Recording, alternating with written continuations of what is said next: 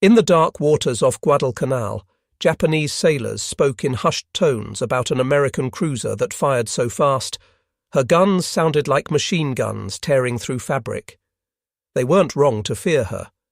USS Helena CL-50 would survive what should have killed her at Pearl Harbor, only to return with a vengeance that would reshape naval warfare in the Pacific.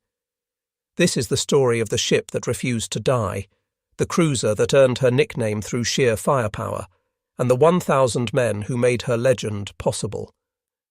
In an era when battleships were kings and carriers were the future, Helena proved that a light cruiser with determination could change the course of history. The story of USS Helena begins not in combat, but in the depths of the Great Depression. As America slowly rebuilt its economy, the Navy embarked on an ambitious program to modernize its aging fleet. The St. Louis-class cruisers represented a new philosophy in naval design, ships that could deliver overwhelming firepower while maintaining the speed to dance with death. When her keel touched the ways at Brooklyn Navy Yard on that cold December day in 1936, few could have imagined the destiny awaiting hull number 50. The workers who riveted her plates and shaped her armor were building more than a warship.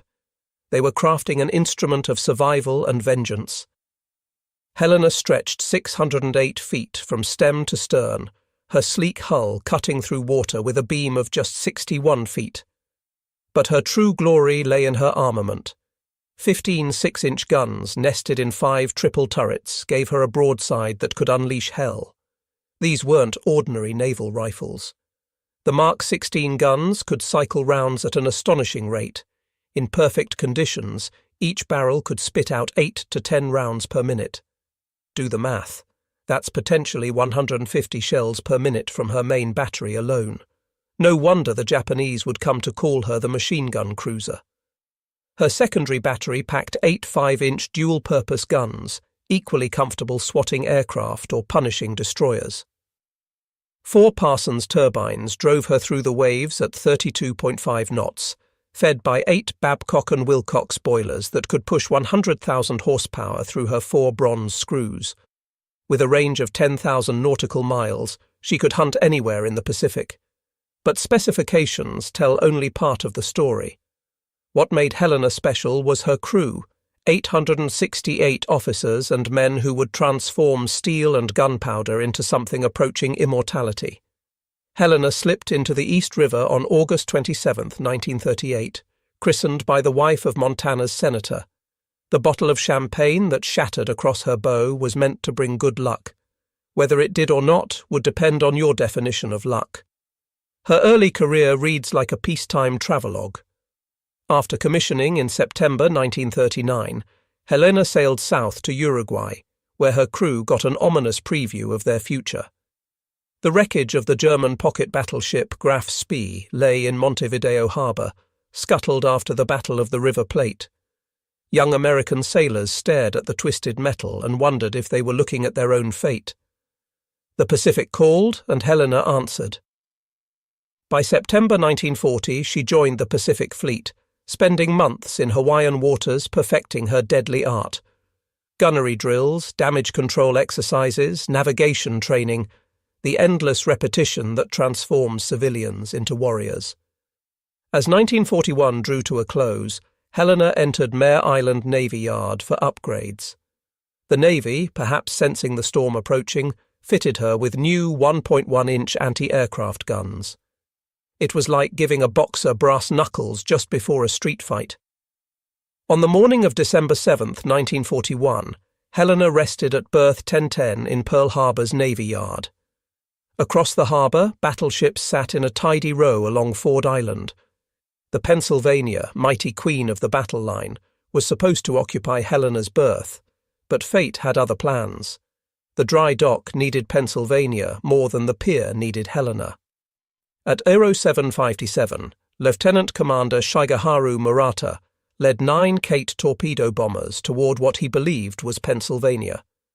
Through the early morning haze, Helena's profile looked enough like a battleship to seal her fate. Only the lead plane released its weapon, a Type 91 torpedo that carved through the harbor's placid waters at 40 knots. The weapon passed beneath the mine layer Oglala moored alongside and struck Helena at frame 75, just below her armour belt. The explosion ripped through her engineering spaces like a giant's fist. Engine room number 1 and boiler room number 2 transformed instantly from ordered machinery spaces into twisted metal coffins. Seawater rushed through a hole large enough to drive a truck through. But Helena was already fighting back. Within 2 minutes, 120 seconds, her forward diesel generator roared to life. Power flowed to her gun mounts. As Japanese planes wheeled overhead for their second attack, Helena's anti-aircraft guns spoke their defiance. 4 bombs straddled her during the second wave, each near miss showering her decks with steel rain. The ship that should have died stayed afloat through miracles of damage control and human determination. 40 of her men lay dead, another 100 wounded, but Helena survived. In the wardroom, blood mixed with oil as medical teams worked to save the living. On deck, gunners stayed at their posts even as their shipmates fell around them. The Japanese pilots who reported her sinking made a terrible mistake. They had awakened a sleeping giant's little sister, and she would remember. In the aftermath of Pearl Harbor, Helena resembled a patient in intensive care. Water sloshed through her wounded hull, and emergency pumps worked around the clock to keep her afloat. But beneath the damage lay a heart that refused to stop beating. By December 9th, just 2 days after the attack, Helena limped into dry dock number 2. Navy Yard workers swarmed over her like surgeons attending a critical patient. Steel plates were cut, shaped, and welded over her wounds. The temporary patches would hold until she could reach a proper hospital. The journey to Mare Island in January 1942 tested every weld and rivet. Pacific swells pressed against her patched hull, searching for weakness. Her crew stood vigilant at damage control stations, ready to shore up any breach. They needn't have worried. Helena was tougher than she looked. At Mare Island, Helena underwent a transformation that went beyond mere repair. The Navy had learned bitter lessons at Pearl Harbor, and Helena would benefit from that brutal education. Her conning tower, which limited visibility during night actions, gave way to an open bridge.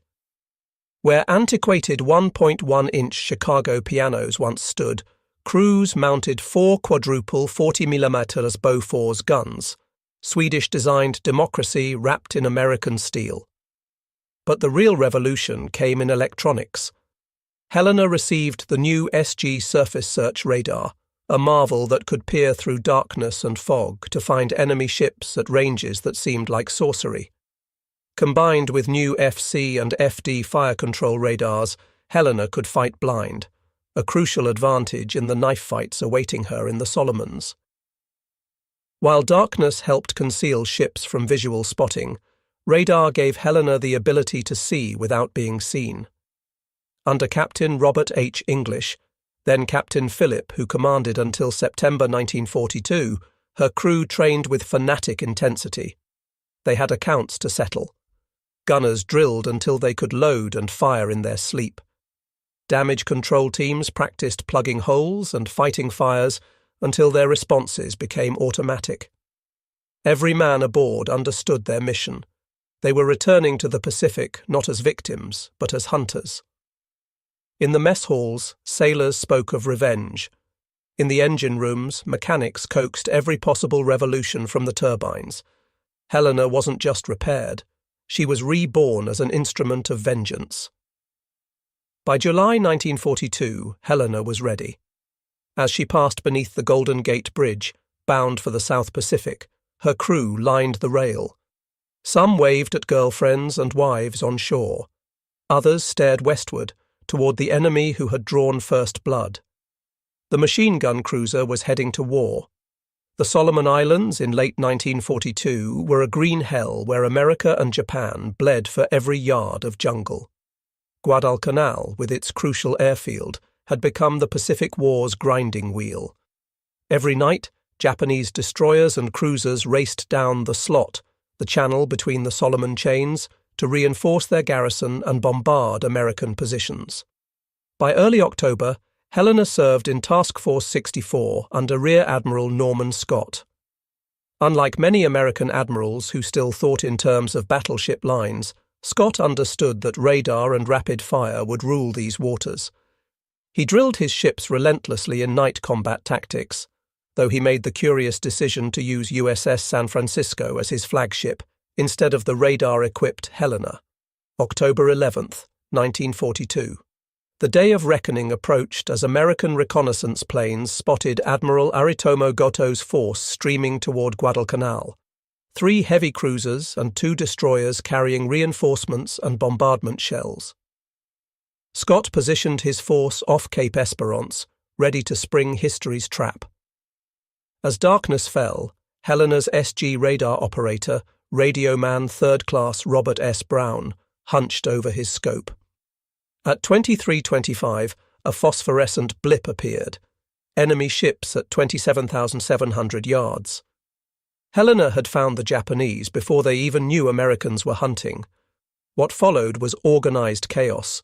Scott, operating blind on San Francisco, ordered a column turn that accidentally placed his force across the Japanese T, the perfect position for a naval ambush.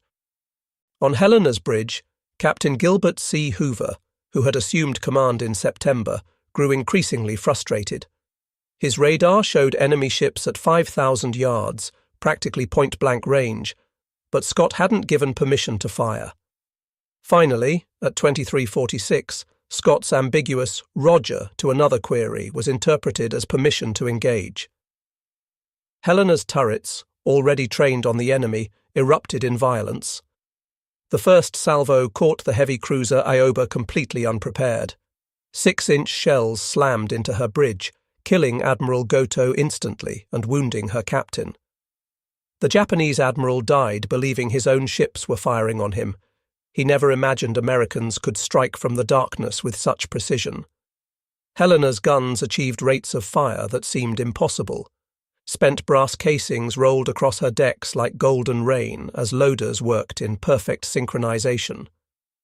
The sustained muzzle flashes lit up the night, earning her the nickname that would follow her to the grave.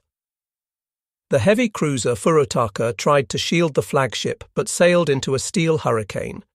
Helena's shells found her torpedo tubes, and long-lance torpedoes, Japan's most feared weapon, exploded on their own deck. Furutaka burned like a Viking funeral ship before sliding beneath the black waters. In 14 minutes, it was over.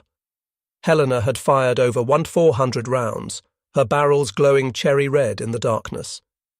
The Battle of Cape Esperance was America's first clear surface victory against the Imperial Navy. Helena had proven that American cruisers could fight and win at night, the enemy's chosen battlefield. As dawn broke, oil slicks and debris marked where Japanese ships had died. Helena's crew, exhausted but exhilarated, had their first taste of victory. It wouldn't be their last. November 1942 brought desperation to both sides at Guadalcanal. The Japanese prepared a massive reinforcement convoy, and Admiral Scott's victorious task force, now led by Rear Admiral Daniel Callahan, stood as the only barrier. Callahan, brave but inexperienced in night combat, made the same mistake as Scott. He chose San Francisco as his flagship instead of the radar-equipped Helena. On the night of November 12-13, Helena's radar again proved prophetic. At Aero 124, her SG scope detected Japanese ships entering Iron Bottom Sound, the waters off Guadalcanal littered with so many wrecks they'd earned their grim nickname. 2 Japanese battleships, Hiei and Kirishima, led a bombardment force intended to pulverize Henderson Field.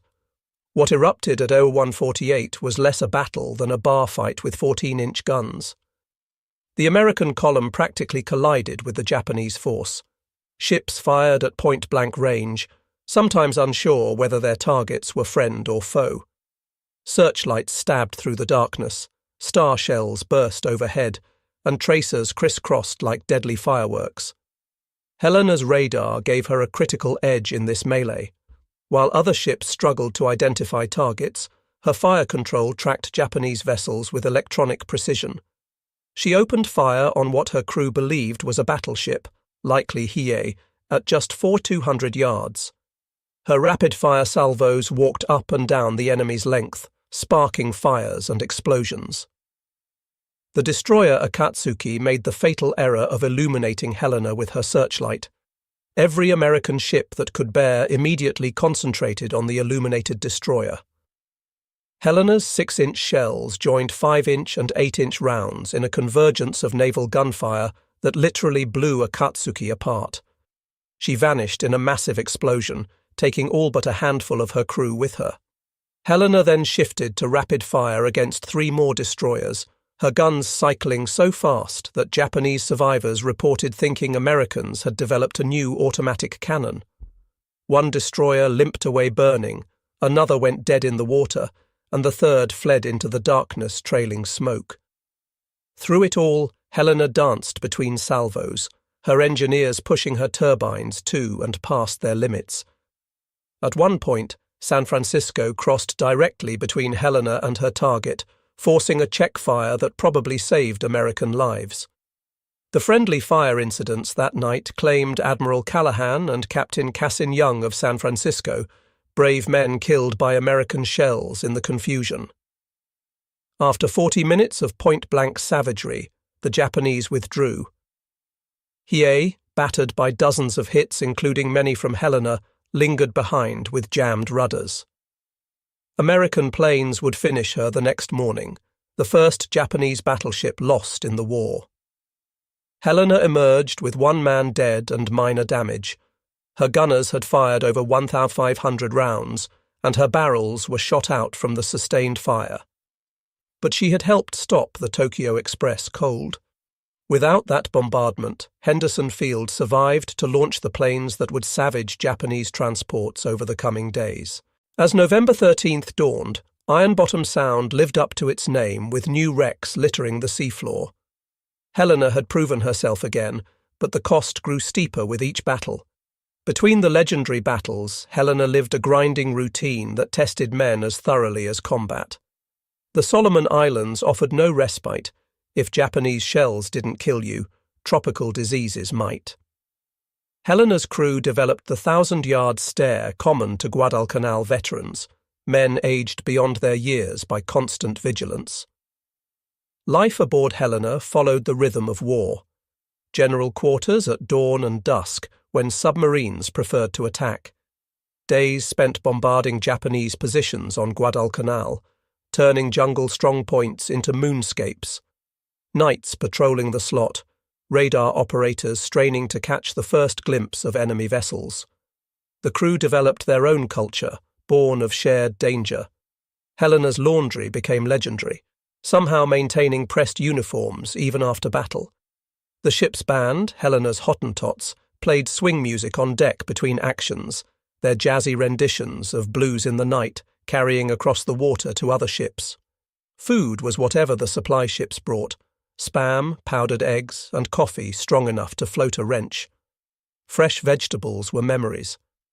The ice cream maker, when it worked, produced the most valuable commodity in the South Pacific. Men would trade almost anything for a Dixie cup of vanilla. Captain Hoover proved a steady hand during his tenure. Unlike glory-seeking officers, he understood that survival meant victory in these waters. He drilled his crew constantly, but also knew when to ease the pressure. Movie nights on the fantail, boxing matches on the forecastle, small pleasures that reminded men what they were fighting for. The November 23rd relief of Captain Hoover for failing to adequately report the torpedoing of USS Juno struck the crew hard. They had just fought through hell together, and now their skipper was gone over what many saw as a bureaucratic vendetta. His replacement, Captain Charles P. Cecil, who assumed command in December 1942, had to win over a suspicious crew. Cecil would lead them through their final battles.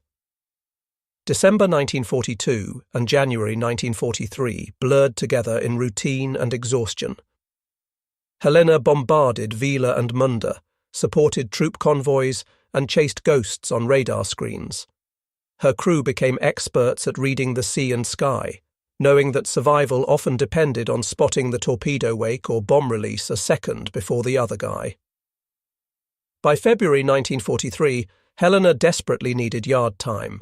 Her engines wheezed, her guns showed worn rifling, and her hull bore the scars of near misses. The voyage to Sydney, Australia felt like sailing to paradise. Fresh food, cold beer, and women who spoke English awaited.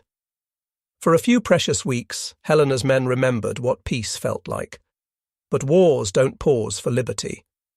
By April, Helena was back in the Solomons, her guns refreshed and her crew rested. The next phase of the island campaign beckoned, and the nightly runs down the slot continued. The machine gun cruiser had more work to do. As spring 1943 turned to summer, American forces prepared to leap up the Solomon chain. New Georgia, with its airfield at Munda, represented the next bloody step toward Tokyo. Helena would play her part in preliminary bombardments that turned Japanese positions into rubble. The routine had become deadly familiar. Slip into contested waters under darkness, pummel assigned targets, and escape before dawn brought retribution. On May 13th, Helena led a bombardment group against Vila, her shells walking through fuel dumps and barracks with methodical precision. The Japanese, learning from experience, had moved most assets inland, but Helena's guns still found plenty to destroy. June 1943 brought intensified operations. Intelligence reported massive Japanese reinforcement efforts, and every American cruiser worked overtime to interdict these movements. Helena's crew, veterans now, prepared their ship with grim efficiency. Extra ammunition came aboard until her magazines bulged. Damage control materials were pre-positioned. Men wrote letters home just in case. On June 30th, Operation Toenails, the invasion of New Georgia, began. Helena provided fire support for the landings at Rendova, her 6-inch shells clearing jungle in 100-yard swaths. Japanese shore batteries replied sporadically, their splashes walking toward Helena until counter-battery fire silenced them. July 4, 1943, Independence Day, found Helena bombarding Munda Airfield. The Japanese had reinforced their anti-aircraft positions, and black puffs of flak dotted the sky. Helena's anti-aircraft guns replied, their 40mm rounds creating their own fireworks display. It was democracy versus fascism, traced in tracer rounds. That evening, Helena refueled at Tulagi, taking on oil and ammunition for another night's work. Intelligence had spotted another Tokyo Express run, destroyers racing south with reinforcements for New Georgia. Task Force 68, with Helena as a key component, would intercept them in Kula Gulf. The crew sensed something different about this mission. Maybe it was the full moon predicted for that night, eliminating the darkness that usually concealed American ships from visual spotting, though their radar would work just as well. Perhaps it was the reports of Japanese heavy cruisers joining the convoy runs, or maybe it was just the law of averages catching up. Helena had survived too many battles without serious damage. As July 5th became July 6th, Helena entered Kula Gulf for the last time. Her radar operators, the best in the fleet, would spot the enemy first, as always. Her guns would speak with their characteristic rapid fury. But this time, the enemy would punch back with a vengeance that even the machine gun cruiser couldn't survive. The moon rose over Kula Gulf like a spotlight, turning the black waters silver and robbing the Americans of the concealment darkness usually provided. Admiral Walden Ainsworth, flying his flag in Honolulu, led Task Force 68 into the Gulf just after midnight on July 6, 1943. Helena followed in column, her radar already painting contacts to the northwest. The Japanese had learned from their previous encounters. Admiral Teruo Akiyama's reinforcement group included 10 destroyers armed with the deadly Type 93 Long Lance torpedoes, weapons that could reach out 20,000 yards at 49 knots. More critically, the Japanese had finally developed tactics to counter American radar advantages. At 0136, Helena's radar detected the enemy at 22,000 yards. For once, The Japanese radar operators matched American detection, spotting Task Force 68 almost simultaneously. Both sides began their deadly approach, knowing this would be a gunfight where speed mattered more than armour. At Aero 157, Admiral Ainsworth ordered the attack. Helena's turrets, already tracking their targets, erupted immediately. Her first salvos targeted the destroyer Niizuki, Admiral Akiyama's flagship. The range was 11,000 yards, comfortable for Helena's experienced gun crews. Niizuki never had a chance. Helena's second salvo found her, and the following salvos turned the destroyer into a floating pyre. 6-inch shells detonated her torpedo warheads, shattered her bridge, and opened her hull like a can opener. Admiral Akiyama died in the opening minutes, his last sight the muzzle flashes that spelled his doom. But even as Niizuki died, her sisters had launched their long lances. 10 destroyers fired volleys of torpedoes before turning away at high speed, a tactic that traded gunfire for torpedo accuracy. Nearly 50 torpedoes now raced through Kula Gulf's waters toward the American column. Helena shifted fire to the destroyer Suzukaze, her radar-directed shells finding the target despite the range. But she had made a critical error. Her initial salvos used flashless powder, carefully hoarded for night actions. When those special charges ran out, she switched to standard propellant. Each salvo now lit up the night like lightning, clearly marking Helena's position for Japanese torpedo directors. At Aero 203, Helena's luck ran out. 3 long lances found her in quick succession, and the machine gun cruiser's death began. The first torpedo struck forward of Turret 1. The explosion was catastrophic. Either her forward magazine detonated, or the torpedo's 1,080-pound warhead simply obliterated her bow. Turret 1 vanished in a pillar of flame that reached 200 feet skyward. The blast rolled through the ship, buckling bulkheads and throwing men against steel walls like rag dolls. Before damage control could respond, the second and third torpedoes struck amidships below her armour belt. These hits broke Helena's keel, the ship's backbone. Her engine rooms flooded instantly, turbines screaming to a stop as seawater rushed in. Electrical power failed, plunging internal compartments into darkness broken only by battle lanterns and flames. Captain Cecil immediately recognized the fatal nature of Helena's wounds. With her keel broken, the ship was already beginning to jackknife. He passed the order all captains dread: abandon ship. But Helena's gunners weren't finished. Even as she settled, her aft turrets continued firing, their crews refusing to leave their posts until the last possible moment. Turret 4 fired until seawater flooded the handling rooms. Turret 5's crew manually trained their guns, firing until the list became too severe to elevate their barrels. The ship broke into 3 sections. The bow section, everything forward of Turret 2, had already vanished. The stern section, containing nearly 400 men, floated independently. The centre section, containing the bridge and most of the engineering spaces, rolled over and sank within minutes.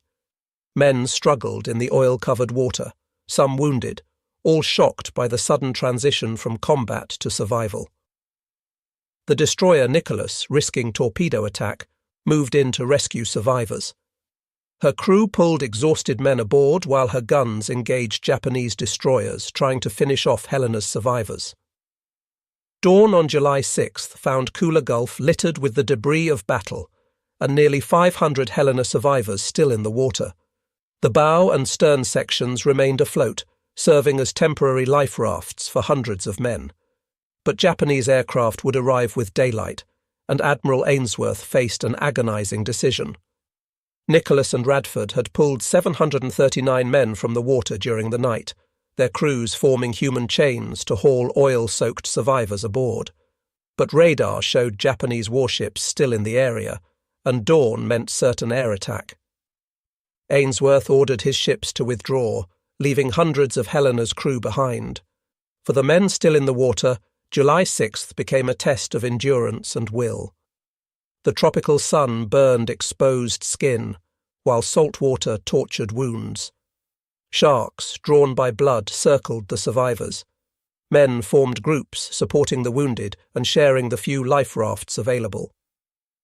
On Helena's floating stern section, Lieutenant Commander John L. Chew organized the survivors.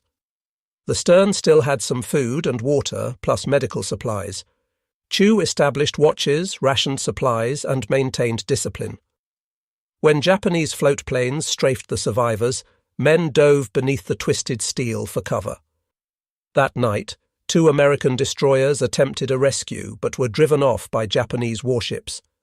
The survivors spent another night clinging to wreckage, their numbers diminishing as wounded men slipped away and sharks took their toll. The story might have ended there but for Coast Watcher Reverend A.W.E. Sylvester on Vella Lavella Island.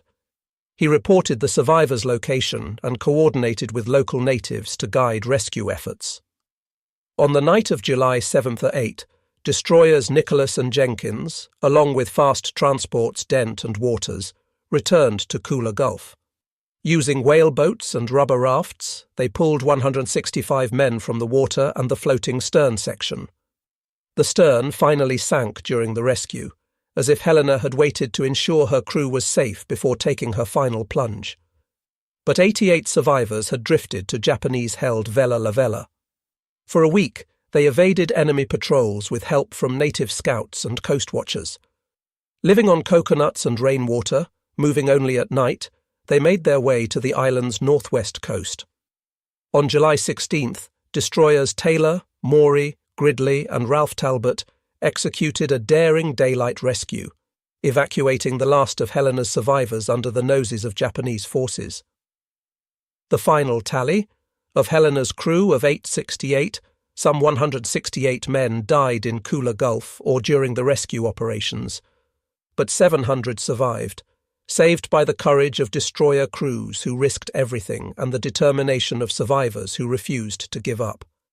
Helena's story could have ended in Kula Gulf, another casualty in the grinding Solomon Islands campaign. But legends don't die easily. In Navy wardrooms and enlisted clubs, veterans told stories of the cruiser that fired faster than any ship had a right to. Her rapid-fire barrages became the stuff of mythology, growing with each retelling. The Navy recognized Helena's extraordinary service with 7 battle stars and the first-ever Navy unit commendation awarded to a ship. The citation specifically mentioned Cape Esperance, Guadalcanal, and Kula Gulf, 3 battles where Helena's guns helped turn the tide of the Pacific War. Her influence extended beyond medals.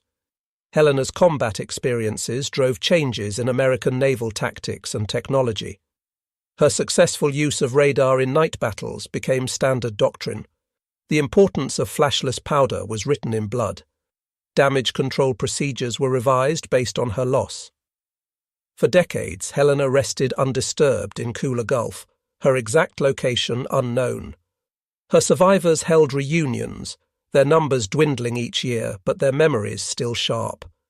They remembered the sound of her guns, the feel of her deck plates, the friends who didn't make it home. In April 2018, Paul Allen's research vessel RV Petrel located Helena in 2,800 feet of water. The remote cameras revealed her hull number, 50, still visible on her stern. Her turrets remained trained out, as if ready to resume the fight. The discovery brought closure to surviving crew members and their families, confirming their ship's final resting place. Today, Helena serves as more than a war grave. She represents the thousands of sailors who fought the decisive naval battles of World War II. Her story teaches timeless lessons about courage, determination, and sacrifice. The ship that survived Pearl Harbor to become the scourge of the Tokyo Express proved that heroes aren't always invincible. Sometimes they're simply too stubborn to quit. From her birth in Depression-era Brooklyn to her death in the tropical waters of the Solomons, Helena embodied the American war effort. Built by workers who needed jobs, crewed by boys who became men, and commanded by officers learning to fight a new kind of war, she was democracy made steel. The Japanese were right to fear the ship they called the machine gun cruiser. But Helena was more than rapid-firing guns and advanced radar. She was 868 Americans who refused to accept defeat, who turned tragedy at Pearl Harbor into triumph at Cape Esperance and Guadalcanal. Even in death she extracted a price, her guns firing until the water claimed them.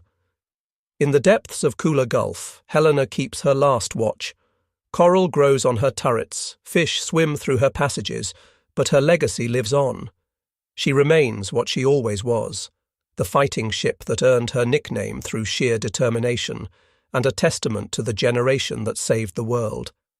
They called her Machine Gun, and she lived up to her name until the very end. In the annals of naval history, few ships fought harder, died better, or left a prouder legacy than USS Helena CL-50. She was, as her crew always knew, one hell of a fighting ship.